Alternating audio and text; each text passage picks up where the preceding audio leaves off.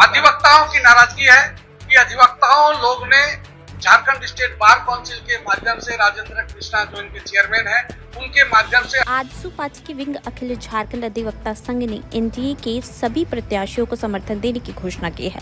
संघ के प्रदेश अध्यक्ष राधेश्याम गोस्वामी ने आज प्रेस कॉन्फ्रेंस में जानकारी देते हुए बताया कि हेमंत सरकार 5 साल पहले लोक लुभावन वादे करके सत्ता में आई। राज्य के अधिवक्ताओं से भी कई वादे किए। अधिवक्ताओं से किए गए वादे हेमंत सरकार ने पूरे नहीं किए, जिससे अधिवक्ताओं में नाराजगी है।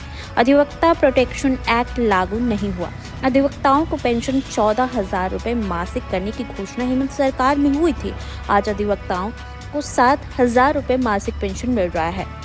राशि झारखंड सरकार नहीं दे रही है, बल्कि झारखंड बार काउंसिल अपने बल पर दे रहा है। हेमंत सरकार राज्यवासियों को ठगने वाला सरकार बनकर रह गया है। ऐसे में संघ ने धनबाद के सभी 6 एनडीए प्रत्याशियों को समर्थन देने का निर्णय लिया है।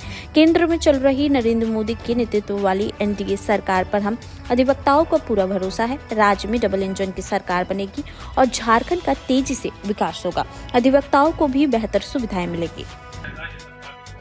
अधिवक्ताओं की नाराजगी है कि अधिवक्ताओं लोग ने झारखंड स्टेट बार काउंसिल के माध्यम से राजेंद्र कृष्णा जो इनके चेयरमैन हैं, उनके माध्यम से हम लोग उसमें भी शामिल रहे। सभी लोगों को दिशा निर्देश करके हम लोग 10 दिन से 11 दिन तक हड़ताल किए कि एडवोकेट प्रोटेक्शन एक्ट लागू कर दीजिए, पेंशन का स्कीम लागू कर दीजिए और युवा अधिवक्ताओं को 5,000 रुपया दीजिए। तो ये क्या किए कि कुछ सरकारी अधिवक्ताओं के साथ मिलकर अपने घर में घोषणा कर दिया आज से 6 महीना पहले कि हम ये देंगे, ये देंगे, ये देंगे, इम्प्लीमेंट नहीं हुआ। और उसके बाद जब चुनाव आया तो और लोगों की तरह आम जनता को जिस तरह से सपना दिखा करके पिछले बार वोट लिया, लेकिन अब तो सब जनता जान चुकी है।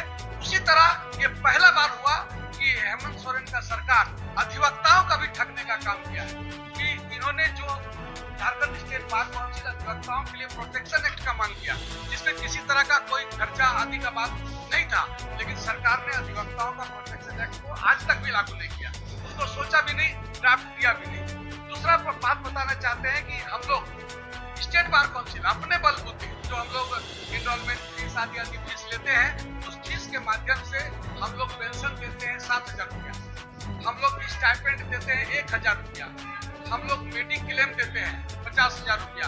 ये हम लोग दे रहे हैं बिना सरकार का, युवाओं को दे रहे हैं। तो इस तरह से कई काम हम लोग कर रहे हैं। तो उन्होंने घोषणा कर दिया कि हम 5,000 रुपया मैंने देंगे। वो 5,000 रुपया नहीं, उनका कहना है कि आप 2,500 दो तो हम 2,500 देंगे तो 5,000 होगा। हम 1,000 अभी दे नहीं पा रहे हैं फीस, तो हम 2,500 उसको देंगे नहीं। इसका मतलब कि आपने जो 5,000 युवा अधिवक्ताओं को बोला है देंगे, ये सिर्फ चिप पॉपुलरिटी के लिए आपने घोषणा कर दिया, ये काम होगा ही नहीं। आप और बता रहे हैं सर, आप 7,000 रुपया हम लोग अभी दे रहे हैं पेंशन स्टेट बार काउंसिल अपने बलबूते पर, और उसके बाद आपने बोल दिया हम 14,000 देंगे।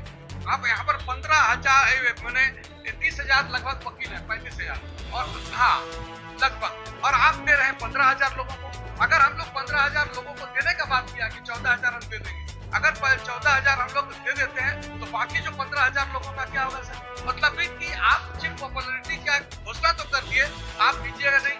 हम लोग बोले थे एपीपी के बहाली में अन्य राज्यों में 50% हम लोगों का जो अधिवक्ता लोग हैं उनको देना चाहिए, वो भी आपने नहीं दिया। एडवोकेट कॉलोनी बनाने के लिए जमीन देने का बात किए, वो भी आपने नहीं किया। मैंने जितना भी समस्या था आपने चुनाव के समय में आनंद फानंद में बिना मंत्रिमंडल में पास कराए, आप बिना बजट का लेखा जोखा पास कराए। इन्होंने मैया योजना बना दिया, मैया योजना माँ को देंगे, और सास ससुर का जो देने के लिए घर द्वार था वो तो आप दिए भी नहीं, और आप देने का मतलब तो उसमें जो पैसा जमा था उस पैसा को छीन करके इधर लगा दिए। आने वाले समय में ये ऑडिट रिपोर्ट होगा तो बिना नियम कानून के जो घोषणा करते जा रहे हैं, पैसा भी फटाफट और खटाखट लोग जो बोलते हैं दे रहे हैं, इसका पैसा कहाँ का पैसा दे रहे हैं? बैठे हैं ये लोग समर्थन देने के लिए आज प्रेस कॉन्फ्रेंस के माध्यम से, क्योंकि हम लोग सभा आदि करने में बहुत सारा प्रोटोकॉल का पालन करना पड़ता है, इसलिए हम लोग यहाँ पर आकर के लोगों को एक मुफ्त ये जानकारी दे रहे हैं। आह्वान करते हैं कि घर घर से निकल करके मतदाताओं के लिए बोलते हैं कि जो घोषणा सरकार के द्वारा निकला है, या लोग बता रहे हैं कि पहले मतदान फिर जलपान करें। तो हम सभी लोगों का आह्वान करते हैं, अधिवक्ताओं को भी बोलते हैं कि पहले हम लोग मतदान करेंगे, फिर हम लोग जलपान करेंगे और इस बात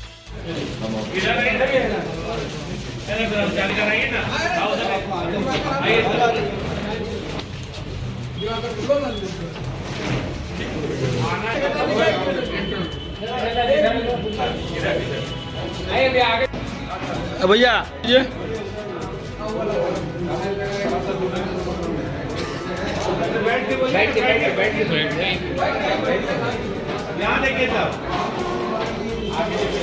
थोड़ा और पीछे पीछे खड़ा होइए थे सर, आप लोग तीनों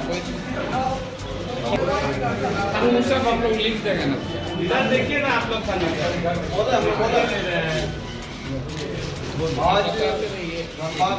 गाड़ी के सामने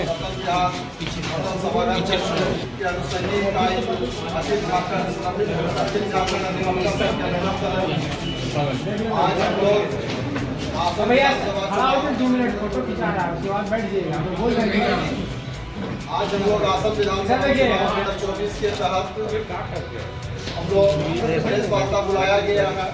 राजेश जी प्रेस मीडिया के सभी और अभिनंदन।